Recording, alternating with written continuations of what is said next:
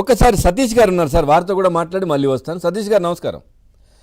నమస్కారం అండి. Sir, Indian servers సీఈఓగా ఉన్నారు మీరు. సో ఏంటి అసలు ఖచ్చితంగా దీంట్లో హ్యాక్ చేయొచ్చా, అవుతుందా? ఇంత పెద్ద మన వ్యవస్థలో ఇన్ని లక్షల మిషన్స్ కూడా ఉంటాయి. ఇవన్నీ కూడా ఎలక్షన్స్కి సంబంధించినటువంటి ఇవన్నీ ఈవీఎం మిషన్స్. దీంట్లో పర్టికులర్గా ఖచ్చితంగా ఏ విధంగా చేసే అవకాశం ఉంటుంది? ఎందుకంటే రిమోట్ ద్వారా పనిచేయవు, తర్వాత ఇంటర్నెట్ కనెక్ట్ అవ్వదు. సో దీంట్లో ఏదైతే వినియోగించే ఓటీపీ ఏదైతే చిప్ ఉంటుందో దాంట్లో కూడా వన్ టైం ప్రోగ్రామబుల్ చిప్, అంటే దీనికి చిప్లో కూడా పూర్తిగా బర్న్ చేస్తారు, ఆ తర్వాత మళ్ళీ రీరైట్ చేయడం ఇట్లాంటివి కూడా సాధ్యం కాదు అనే చర్చ కూడా ఉంటుంది కదా. సో చేసే అవకాశాలు ఉంటాయంటారా ట్యాంపర్? చేసే అవకాశాలు ఏంటంటే అండి, ఇప్పుడు స్టాండర్డ్ అలోన్ సిస్టమ్ ఎప్పుడైతే చెప్పారో, స్టాండర్డ్ అలోన్ సిస్టమ్ కి అదర్ పార్టీస్ లైక్ బ్లూటూత్ కావచ్చు, వైఫై రిలేటెడ్ గా కావచ్చు, జిగ్బీ ప్రోటోకాల్ కావచ్చు, ఇలాంటివి కూడా మనం దాని ద్వారా కమ్యూనికేట్ చేయలేం. రిమోట్ ద్వారా అంటే స్టాండర్డ్ అలోన్ సిస్టమ్ అనేది వాళ్ళు కన్ఫర్మ్ గా మనకు ఫైనలైజ్ అయితే అది ఖచ్చితంగా స్టాండర్డ్ అలోన్ సిస్టమ్ అంటే అప్పుడు మన రిమోట్లీ హ్యాకింగ్ అనేది పాసిబిలిటీ ఉండదు. అమెరికాలో ఉన్న ఈవీఎం సిస్టమ్స్ అనేవి వేరు, అమెరికాలో ఉన్న సిస్టమ్స్ వాటికి కమ్యూనికేషన్ మెథడ్ వేరు, వాటికైతే హ్యాకింగ్ పాసిబిలిటీ ఉంటుంది. ఇది అమెరికాలో యూజ్ చేసే ఈవీఎంస్ కి. మన భారతదేశంలో ఉన్న యూజ్ చేస్తున్న ఈవీఎం మిషన్స్ అయితే కంప్లీట్లీ స్టాండర్డ్ అలోన్ చెప్పారు కాబట్టి ఒకసారి రీవెరిఫై చేసుకొని ఖచ్చితంగా స్టాండర్డ్ అలోన్ సిస్టమ్స్ అయితే వాటిని రిమోట్ యాక్సెస్ లో హ్యాక్ చేసే పద్ధతి అయితే అవకాశం లేదు, ఉండదు. అదొక అట్లాగే దీంట్లో ఏదైతే ట్యాంపరింగ్ డిటెక్షన్ ఫీచర్ కూడా ఉంది కాబట్టి ఓపెన్ చేయాలని చూస్తే పనిచేయడం ఆపేస్తుంది, అంతేనా? ఫిజికల్ గా ఓపెన్ చేయడానికి అవకాశం లేదు. కానీ ఒక్కటేంటంటే ఎవరైతే మ్యానుఫ్యాక్చర్ చేస్తారో వాళ్ళు ప్లాన్ చేసేటప్పుడు ఆ సాఫ్ట్వేర్ ప్రోగ్రామ్ చేసి పెట్టేస్తే అది వేరు. అలా కాకుండా బై డిఫాల్ట్ అయితే ఛాన్సెస్ అయితే ఆల్మోస్ట్ 0.001% కన్నా తక్కువే ఉంటాయి. ఎందుకంటే అది రిమోట్లీ యాక్సెస్ ఉండదు. For example I use to hack some Pakistani servers అనమాట. మరి అది ఎలా హ్యాక్ చేయగలుగుతున్నామంటే అది ఏదో ఒక నెట్వర్క్ కనెక్ట్ అయి ఉంటాయి. మనం పంపించే ప్యాకెట్లు అక్కడ బిహైండ్ నాట్ ఉన్నా సరే అటు పక్కన ఏదో ఒక సోషల్ ఇంజనీరింగ్ వాడో, ఒక ఎక్స్ప్లాయిట్ వాడో, ఏదో రకంగా అక్కడ ప్యాకెట్స్ అనేవి మన రీచ్ అవుతాయి కాబట్టి మనం చేయగలుగుతాం.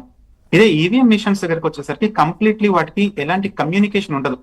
సో అది డైరెక్ట్ గా ఫిజికల్ గా డేటా తీసుకోవడం తప్పితే మీరు రిమోట్ యాక్సెస్ లో నుంచి డేటా మోడిఫై చేయడం కానీ, ఇంజెక్ట్ చేయడం కానీ స్టాండర్డ్ అలోన్ సిస్టమ్ అని చెప్పారు కాబట్టి ఇలాంటివి అయితే రిమోట్ లో అయితే పాసిబిలిటీస్ ఆల్మోస్ట్ జీరో అనే మనం చెప్పుకోవచ్చు. తర్వాత ఇందాక మన రావు గారు చెప్తున్నట్టు కదా sir, voter verifiable paper audit ఏదైతే ట్రయల్ ఉందో వివిప్యాట్, దీంట్లో ఖచ్చితంగా వీటిని ఎందుకు లెక్కించట్లేదు? ఎన్ని పిటిషన్లు వేసినా కానీ వాటిని లెక్కించట్లేదు, లెక్కించాలి కదా డౌట్ వచ్చినప్పుడు అనేది. నెంబర్స్ లెక్కించడం అయితే అక్కడ అది పొలిటికల్ గా అయితే నేను మాట్లాడిన కానివ్వండి, మీకు జనరల్ గా అయితే ఆల్రెడీ మన ఈవీఎం మిషన్ లో ఎప్పుడైతే మనం ఒక బటన్ నొక్కుతామో ఆటోమేటిక్ గా వాళ్ళు వేసిన పార్టీ గుర్తు అన్నది ఒక స్లిప్ లో వచ్చేస్తుంది. వాటికి ఇక్కడ ఉన్న నెంబర్స్ ని వెరిఫై చేసుకునే హక్కు అయితే పొలిటీషియన్స్ ఉంటుంది కాబట్టి జనరల్ అక్కడ నుంచి వెరిఫై చేసుకుని ఇవి రెండు మ్యాచ్ అవుతున్నాయో లేవో చూసుకోవచ్చు. కానీ దీన్ని కూడా ప్రోగ్రామబుల్ గా మార్చడానికి అవకాశాలు ఉన్నాయి. ఫర్ ఎగ్జాంపుల్ అది మరి జనాలు మిస్యూజ్ చేయకూడదని నేను కొన్ని చెప్పట్లేదు కానివ్వండి. ఒక పాయింట్ ఆఫ్ వ్యూలో ఏంటంటే, ఫర్ ఎగ్జాంపుల్ మీరు ఒక పార్టీకి ఓటేస్తారు, ఆటోమేటిక్ గా ఆ పార్టీ యొక్క గుర్తు మీకు ఒక పేపర్ లో కనిపిస్తుంది. ఆ పార్టీ పేపర్ గుర్తు మళ్ళీ ఎక్కడ పడుతుంది? ఆ పేపర్ అదే లొకేషన్ లో ఉంటుంది. ఇప్పుడు మనం ఏం చేయొచ్చు అంటే there is a thing call magic ink. మనకు కనిపించేటప్పుడు ఒకలాగా ఉంటుంది అండ్ కాసేపు అయ్యాక అది మాయమైపోయే అవకాశాలు ఉంటాయి. ఆ టైప్ లో ఆ పర్టికులర్ ప్రింటింగ్ కూడా, ఆ పార్టీ గుర్తు కూడా ఆ టైంలో ఓటు వేసిన అతనికి ఆ పార్టీ గుర్తు కనిపిస్తుంది. మళ్ళీ అది మిషన్ లో పడిపోయే టైంకి it should be converted to something else గా కూడా ప్రోగ్రామ్ చేసుకోవచ్చు. ఆ పాసిబిలిటీస్ అయితే ఉన్నాయి. చేశారని నేను చెప్పట్లేదు, ఒక చిన్న పాసిబిలిటీ. బికాస్ మా మైండ్స్ ఎలా ఉంటాయంటే, హ్యాకర్స్ మైండ్స్ ఎలా ఉంటాయంటే ఎంత బెస్ట్ వర్క్ వెళ్ళగలుగుతాం, ఎంత లీస్ట్ పాసిబిలిటీ కూడా ఎంత చూడగలుగుతాం. ఓకే, హ్యాకర్స్ సార్ ఇప్పుడు మీ దృష్టిలో, మీ ఉద్దేశంలో అంటే మామూలుగా హ్యాకర్స్ ఎవరైనా కానీ ఒక పర్టికులర్ ఒక ప్లేస్ లో ఉన్నదో లేదంటే ఒక సాఫ్ట్వేర్ నో ఒకదాన్నో దేన్నో చేయొచ్చు. ఇంత పెద్ద వ్యవస్థలో ఇన్ని ఉన్నదాన్ని ఏ విధంగా చేయగలుగుతారు? అన్ని సిస్టమ్స్ ఏ విధంగా? ఆల్మోస్ట్ ఇంపాసిబుల్ అండి, అది ఆల్మోస్ట్ ఇంపాసిబుల్. ఎంత పెద్ద హ్యాకర్ అయినా if that system remote possibility లేకపోతే, అసలు ఆ సిస్టమ్ మన ల్యాన్ లో లేకపోయినా, మన ఇంటర్నెట్ బేస్డ్ కనెక్టివిటీలో లేకపోయినా, ప్యాన్ లో లేకపోయినా ఇట్స్ ఇంపాసిబుల్. అసలు ఈవీఎం మిషన్స్ కి స్టాండర్డ్ అలోన్ కనుక అని సర్టిఫై చేస్తే 100% అది రిమోట్ లో అయితే ఇంపాసిబుల్ అండి, చేయలేం. 100% ఇట్స్ ఇంపాసిబుల్.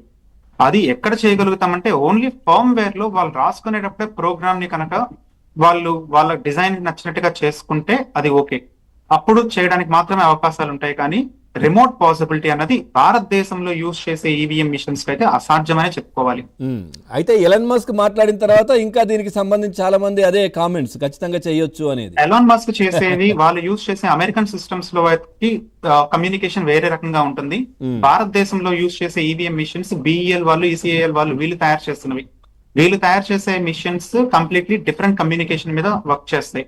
అంటే అమెరికాలో ఉన్నది ఫ్లైట్ అని మనం అనుకుంటే, భారతదేశంలో ఉన్నది ఇంకొక మోడ్ ఆఫ్ ట్రాన్స్పోర్ట్ అనుకోవచ్చు. ఫర్ ఎగ్జాంపుల్ బైక్ కానీ బస్ కానీ అనుకోవచ్చు.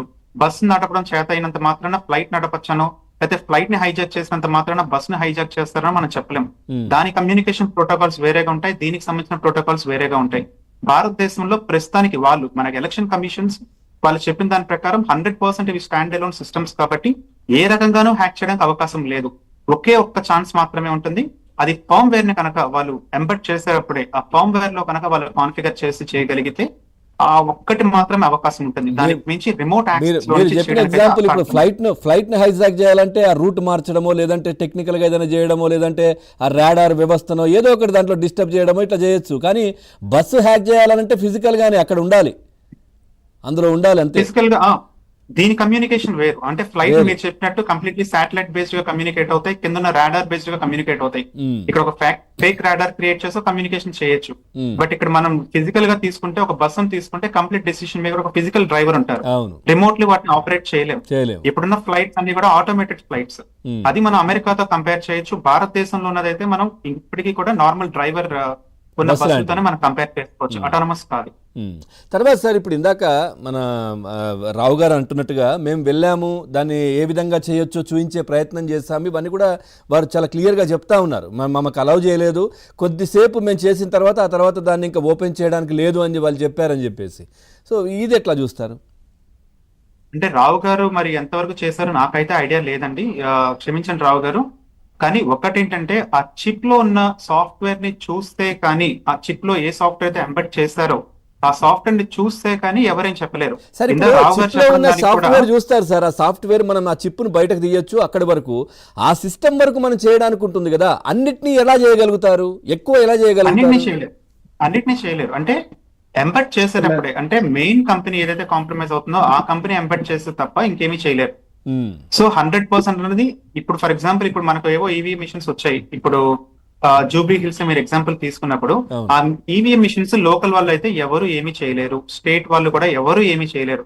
చెయ్యాలి అనుకుని వాళ్ళు గట్టిగా అనుకుంటే కంపెనీ లెవెల్లోనే ఫర్మ్వేర్ లోనే మార్చి పంపించగలిగితే అది వేరు. ఆ సాఫ్ట్వేర్ కనుక చూస్తే కంప్లీట్ డిఫరెంట్ గా ఉంటుంది అనమాట. So 100% for sure remote access లో మనం హ్యాక్ చేయడం అనేది అసాధ్యం వాటిని. రైట్. అట్లాగే ఇప్పుడు జూబ్లీ హిల్స్ ప్రస్తావన వచ్చింది కాబట్టి దాంట్లో దాదాపుగా 58 మంది అభ్యర్థులు. ఒక్క నిమిషం నేను ఇక్కడ ఒక